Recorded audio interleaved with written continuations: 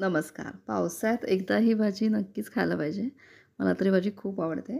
त्यासाठी आपण 15-20 मिनटं आधी कुरडईचा जो चुरा असतो किंवा अख्खी कुरडई पण तुम्ही तुकडे करून गरम पाण्यात भिजत घालू शकता. आणि मग नंतर प्रथम एका कढईत फोडणी केली. त्यात जिरे, मोहरी, कढीपत्ता टाकला आणि बारीक चिरलेला कांदा, एक मिरची आणि एक मोठा टोमॅटो बारीक चिरून घातला. आणि थोडा तो मऊ होईपर्यंत परतला आणि मग त्यात हळद, तिखट, गरम मसाला आणि मीठ हे सगळं मऊसूर होईपर्यंत चांगलं परतून घेतलं.